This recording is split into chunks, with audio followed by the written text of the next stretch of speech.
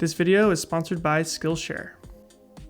I don't know if you can tell, but it's snowing outside, which made me feel a little bit festive, and so I put on this red sweater for you. I'm not wearing black for once, and a little color in the scene to liven up your day. The green back there, green over here, red sweater on. It's Christmas time. If you guys don't know who I am, I'm Spencer Sakurai. I'm a cinematographer. I've been doing this for the last 10 years. I've shot for people like Leon Bridges, Adidas, ESPN, Google, and today we're going to be talking about cameras. More specifically, we're going to be comparing the A7S III to the Blackmagic Pocket 6K because that's the camera that I recommend to most people that are trying to take cinematography more seriously. This video is going to be a little bit different than my other videos. I'm not going to sit here and blabber for the next 10 minutes. I'm actually just going to show you some footage and let you kind of decide what you think of the camera.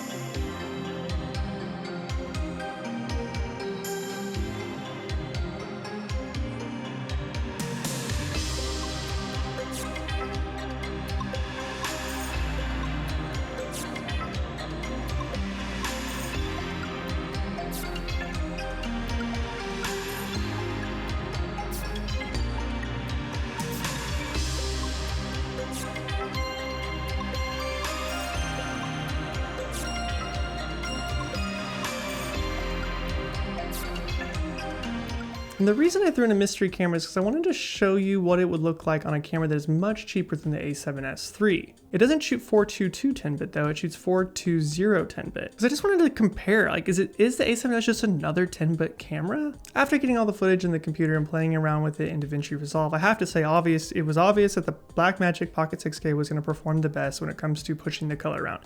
And it did. A7S III also performed very well, but definitely did not compete with the Pocket 6K in my opinion. And I would say that the Fujifilm was just barely behind the A7S III, and that's something that you just want to think about when it comes to cost. Now, cost may not matter to everyone, but for me, I would like to spend more money on lights in my computer. If you've watched my last couple of videos, that's what I've been talking about.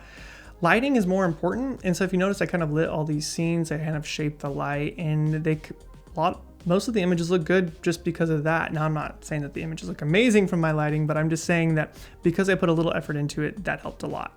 But to me, I feel like between like a Panasonic S1H or the Fujifilm, you know, these other 10-bit cameras, the A7S III didn't seem like it was that much better than those cameras. Of course, A7S III is a little bit cheaper than the S1H, but people keep talking about the S1 and the S5, the Panasonic S5, and how they look just as good as the S1H. They have that same sensor. And I feel like that, you know, that's 150 megabits per second codec. This one's shooting about 240 megabits per second when you're shooting at 24 frames per second. So you're still kind of limited on the bitrate and the color because it's not RAW. So at the end of the day, it's just a really nice 10-bit camera with lots of latitude and really good autofocus. And for a lot of people, that's what you would want. But for me, I'm just going to go back to saying it. I would still recommend the Blackmagic Pocket 6K. Of course, you're not going to get full frame, but all the other features that come with it and the lower cost, it's the one that I would still recommend. Now, I think another point I want to make before we move on here is that just basically all cameras are good right now. Now, you know I love reviewing cameras, but it seems it's getting kind of silly. I'm not going to stop by any means because it's too much fun, but all cameras are good. So really you just need to find the camera that works best for you and your workflow and kind of helps you create the images that you want to create. Worry about your story, worry about your lighting, and worry about your set design and art direction, and maybe start worrying less about the camera. And in my opinion, don't spend $30,000 to $5,000 on a cinema camera right now because you're going to get more for your money going a little bit cheaper than that. Well, before we move on, let's talk about today's sponsor, which is Skillshare. Skillshare is an online learning community with thousands of inspiring classes for creative and curious people. Explore new skills, deepen existing passions, and get lost in creativity. Now, I'm taking that if you're here on YouTube, you're looking for more information and insight into the film and video world, which I completely understand because I did the same thing when I started in this industry.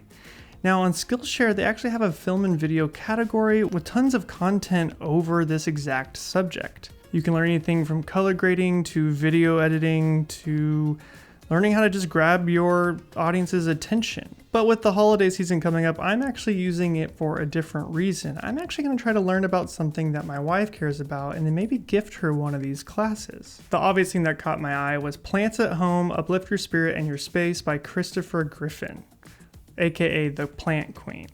Now, if you look over my shoulder this way, that plant right there, the reason it looks so good is because of my wife, and she's constantly buying plants and learning how to grow them, and I know nothing about it. Because in this class, they talk about how plants can be a positive impact on your life. They talk about picking your perfect plants and basically just how to make a plant thrive in your home.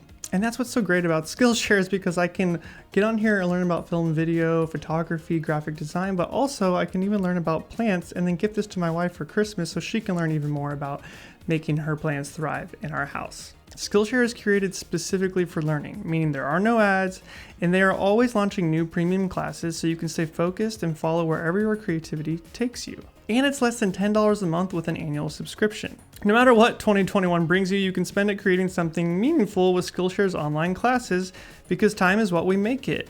You can learn about film and video stuff, or you can be like me and take a class on how to grow a plant in your house. But however you want to use Skillshare, for the first 1,000 of my subscribers to click the link in the description, we'll get a free trial of premium membership so you can explore your creativity. Thanks to Skillshare for sponsoring this video. Well, if you're in the market for either one of these cameras, I hope that this video kind of shed some light on the footage for you. Of course, I didn't go out and shoot a bunch of stuff. I just shot around my house. You know, I'm always just looking for something that would kind of be more how I would use a camera. I would actually throw up a light, shape the light, get a nice composition, and then film something and then see how it looks in the computer afterwards. So I hope this helped you guys with that. If you like this video, please give me a thumbs up. And if you loved it, subscribe to the channel. Until next time, guys, I'm Spencer Sakurai. See ya.